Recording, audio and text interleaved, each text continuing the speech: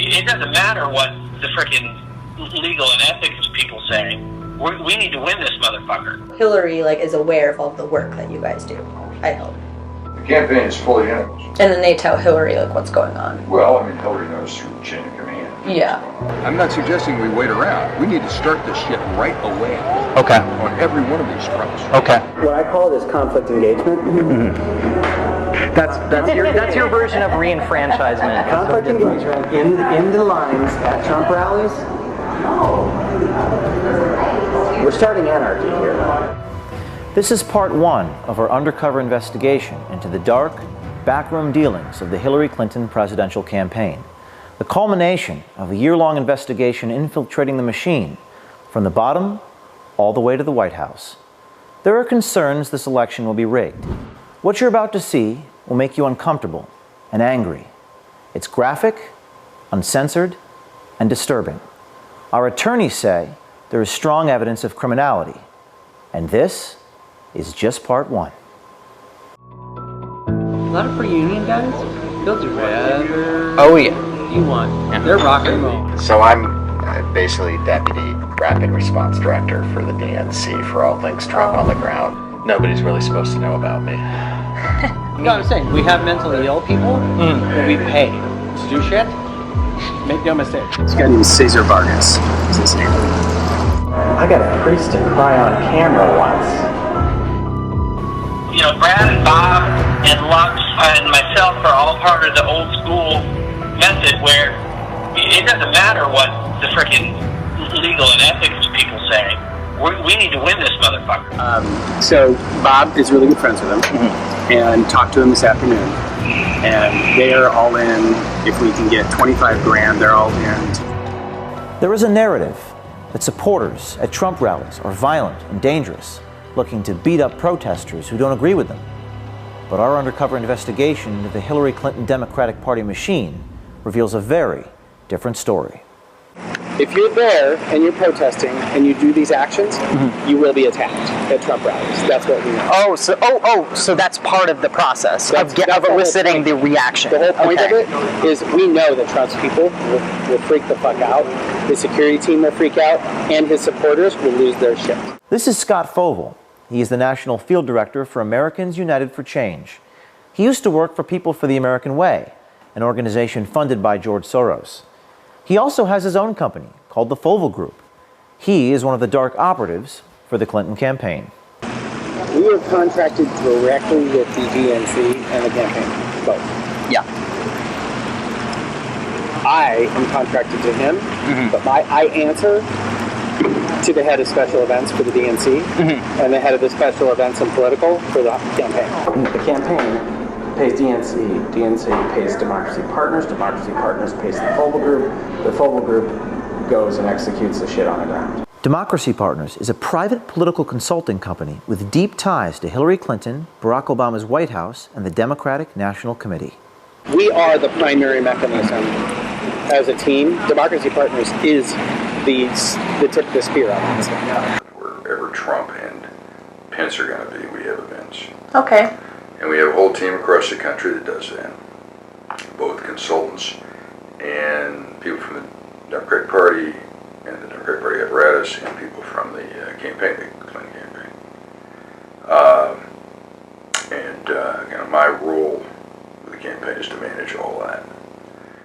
Bob Creamer is Democracy Partners. He is the husband of Jan Schakowsky, a Democratic congresswoman from Chicago, and in 2005 he pled guilty to tax violations and bank fraud. He was convicted and sentenced to 5 months in prison and 11 months of house arrest. He founded Democracy Partners in 2011. Just for a little orientation, Democracy Partners is kind of a group practice of a variety of consultants that do essentially a wide variety of different kinds of political consulting. I work with Bob Kramer one-to-one all the time. I'm the white hat.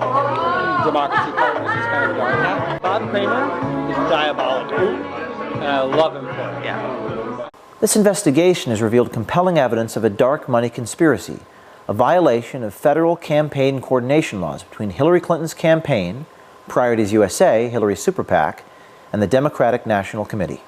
We have a quick deliverable that we have to deliver every day for our groups of clients who are involved in these projects.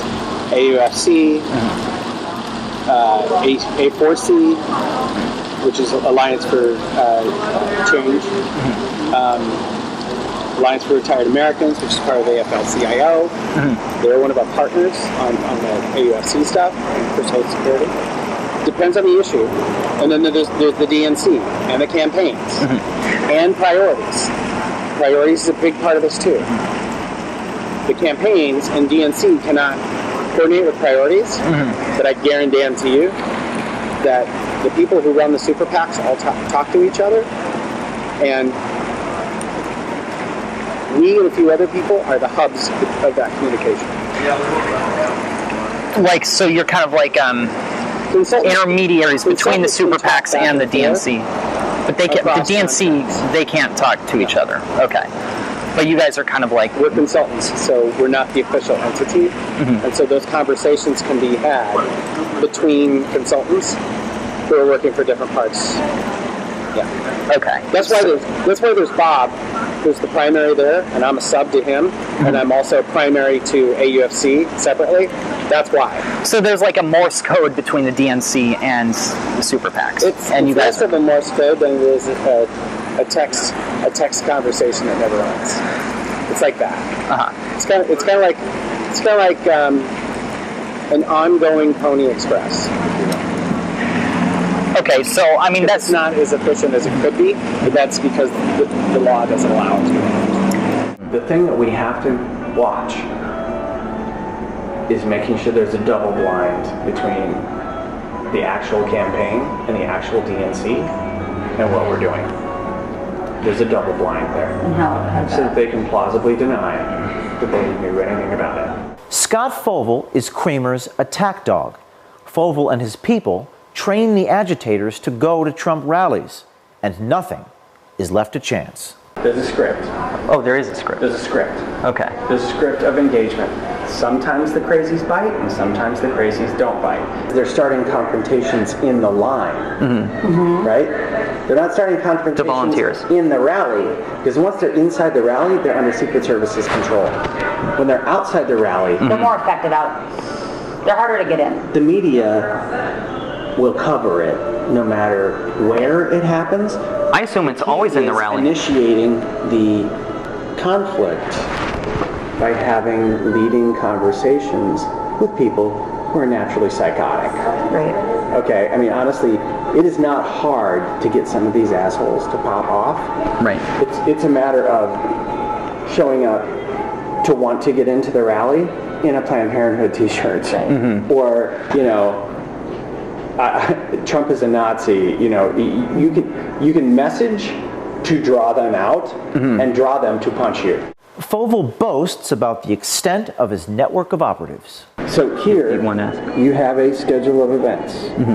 We update this on an ongoing, rolling basis every morning. Those are all the Trump appearances. These are all the Trump and Pence appearances. Tomorrow, for instance, we are turning out 500 people in front of the Trump International in D.C. We have to have people prepared to go wherever these events are, which means we have to have a central kind of agitator training. Yep. Now, we have a built-in group of people in New York who do this. Okay. We have a built-in group of people in D.C. who do this. I was going to say, are they localized? We have a group of people in Vegas. We have a group of people in Colorado. We have a group of people in Minneapolis. So I'm basically Deputy Rapid Response Director for the DNC for all things Trump on the ground. This guy is Aaron Black. He works full-time for Kramer at Democracy Partners. He directs the spontaneous protests at Trump and Pence events. His real name is actually Aaron Minter. We don't know why he uses the name Black. Nobody's really supposed to know about me. So the Chicago protest, when they shut all that was us. It was more him than me, but none of this is supposed to come back to us because we want it coming from people. We don't want it to come from the party. So if we do a protest and it's DNC protest, it's right away the press is going to say partisan. But if I'm in there coordinating with all the groups on the ground and sort of playing field general, but they're the ones talking to the cameras. Then it's actually people. But if we send out press advisories with DNC on them and Clinton campaign, it doesn't have the same effect. We have to be really careful because what we don't need is for it to show up on CNN that the DNC paid for X people to. That's not going to happen. So me and I did the Chicago Trump event where we shut down the light bulbs. Yeah. Zulema Rodriguez and Aaron Black are bragging about a protest last March that turned extremely violent and led the Trump campaign to cancel a huge rally. Fights broke out between protesters and Trump supporters, and 2 Chicago police officers were injured. Based on our reporting, the event was not spontaneous. We have a call with the campaign every day to go over the focuses that need to be undertaken. I just had a call with the campaign and the DNC. Every day at 1 o'clock. We met her at the Republican convention in Cleveland in July. And then we also did the Arizona one where we shut the highway down. Yeah, really? Yeah. This Clinton dark machine is also prepared for the fallout from the violence they foment at the Trump rallies and other demonstrations. Because the one thing I'm never going to do is have some kid get punched out at a rally and then not have his doctor bill and his legal bill, if he gets arrested, pay for it. Ultimately, the whole endeavor is to get negative press of Trump and his supporters in local and national media. It's something that Bob and I obsess about, is we're not going to go to an effort to just do an event and not have anybody show up or not have it covered. We have to get coverage. These guys have been doing their dirty tricks for some time, even before Trump won the nomination. So I probably know your work. I know you do. Everybody knows. But was the, you mean like a situation where it's sort of like remember the Iowa State Fair thing where Scott Walker grabbed the sign out of the dude's hand? And then the dude gets kind of roughed up right in front of the stage right there on camera? Yeah. That was all us. The guy who got roughed up is my counterpart who works for Bob. And that was like storyboarded, that him getting roughed up or whatever. Scenarioed it. So you like lent yourselves to that situation and it happened. It was a self-fulfilling prophecy. We planted multiple people in that front area around him and in the back to make sure there wasn't just a action that happened up front. There was also a reaction that happened out back. Remember this woman? Her name is Shirley Teeter. She is a 69-year-old sufferer of COPD. According to numerous news stories at the time, she was assaulted at a Trump rally in North Carolina by Trump supporter Richard Campbell. The media played her story across the country for days. She was one of our activists. She was one of your activists who had been trained up to bird dogs. Yes. So the term bird dogging, you put people in the line at the front, which means they have to get there at 6 o'clock in the morning, so they're getting the front of the rally, so that when Trump comes down the rope line, they're the ones asking him the question in front of the reporters because they're pre-placed there.